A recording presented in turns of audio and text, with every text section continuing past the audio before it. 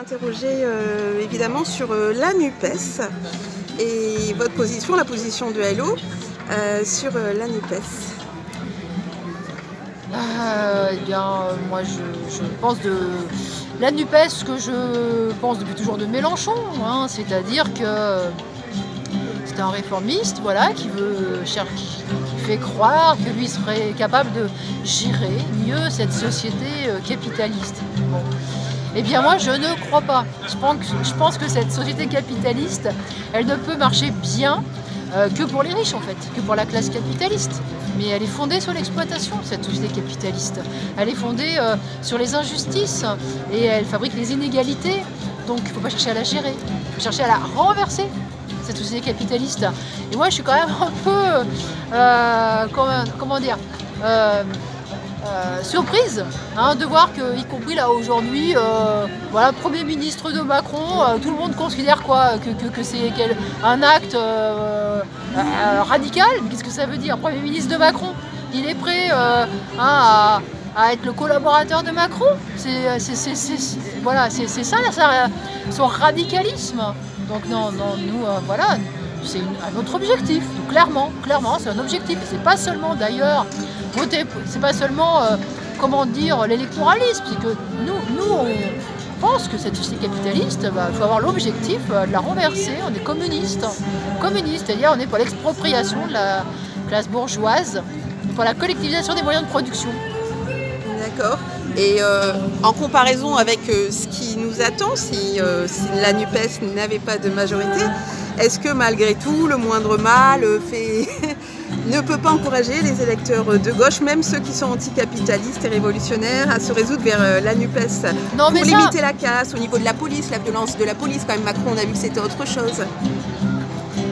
Non, mais cette histoire de faire le moins pire, d'éviter la casse, on nous le raconte effectivement à chaque élection, et puis en fait ça empire. Ça empire pourquoi? Ça empire parce qu'il y a la crise, économique violente qui finalement plonge beaucoup de femmes et d'hommes dans la précarité, dans la misère. C'est ça aussi qui fait le lit aux idées d'extrême droite, aux idées nationalistes. C'est ça qui explique cette montée aujourd'hui des idées réactionnaires. Donc à partir du moment où les gens se retrouvent avec moins de services utiles, en se demandant est-ce qu'ils pourront se faire soigner, en se demandant est-ce que leur salaire va suffire, comment ils vont mettre de l'essence dans leur voiture, ça veut dire quoi le moins pire? Ça veut dire quoi le moins pire? Il faut arrêter avec ça. Aujourd'hui on plonge dans le pire, et il ne dépend d'aucun Premier ministre de l'empêcher en réalité. Je pense que, d'ailleurs, moi je ne prétends pas être capable d'arrêter la crise. Non, pas du tout. Je pense que la crise, on l'aura tant qu'il y aura le capitalisme. Par contre, ce qu'on peut faire, et ce qu'il faut faire, c'est dire aux travailleurs, on peut s'organiser, on peut se battre pour ne pas avoir à la payer, cette crise. On peut se battre pour la faire payer à ceux qui l'ont provoquée, cette crise, à ceux qui en profitent, à tous ces spéculateurs qui l'alimentent tous les jours. Ça, on peut le faire. Ça dépend que de nous, de notre organisation, de notre rapport de force. Donc voilà ce qui serait le moins pire, et ce qui permettrait peut-être en effet de faire tourner un peu la roue de l'histoire dans l'autre sens. Sinon, pour le reste, non, tout ça ce ne sont que des pis-aller, c'est un piège encore une fois. Et je l'ai dit tout à l'heure, l'électoralisme c'est ce qui a fait reculer la conscience ouvrière, faire croire que finalement on pouvait, les luttes électorales et les victoires électorales pouvaient remplacer la lutte de classe, et les victoires sur le terrain de la lutte de classe, c'est précisément ça qui a désorienté complètement le monde du travail, parce que, à chaque fois, de toute façon, on a été perdant. J'ai entendu Mélenchon dire « Ah ben les 35 heures c'était bien quand même ». Mais les 35 heures, il y a eu combien de grèves? Il y a combien de travailleurs qui sont morts les doigts aujourd'hui, qui se retrouvent obligés de travailler avec une flexibilité 24/24? C'est ça la réalité. Ils font des heures sup, ils ne sont même pas payés pour leurs heures sup. Parce que ça a été l'annualisation du temps de travail, ça a été le blocage des salaires, ça a été tout ça. Alors vous voyez, voilà ce qu'eux prennent pour un progrès. Je peux vous dire que la grande majorité des travailleurs, ils l'ont pris en pleine figure. Alors il faut arrêter. En 81, quand même, il y a eu des progrès au début de Mitterrand. En 81, il y a eu quand même des progrès sociaux.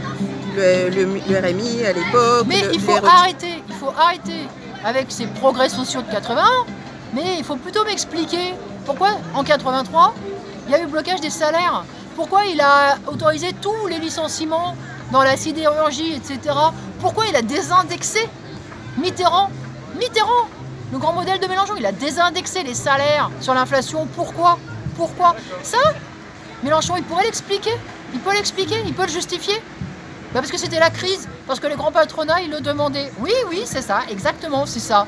Bah, la crise, on l'a aujourd'hui. Le grand patronat, il ne veut pas payer 1 centime. On fait quoi?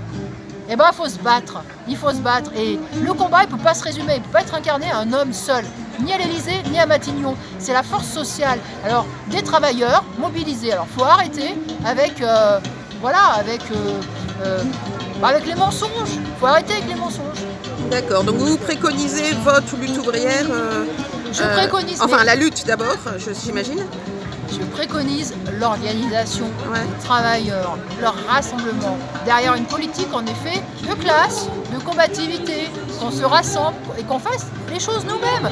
Vous savez, les couturières d'Arco à Châtellerault qui fabriquent des sacs Vuitton, qui travaillent pour LVMH, je peux vous dire qu'elles ont fait grève 3 jours, elles ont arraché 100 € net d'augmentation. Elles ont gagné plus que n'importe quel député aurait pu leur apporter en réalité, par leur lutte collective. Donc c'est ça la voie à suivre. D'accord, merci Nathalie Arthaud.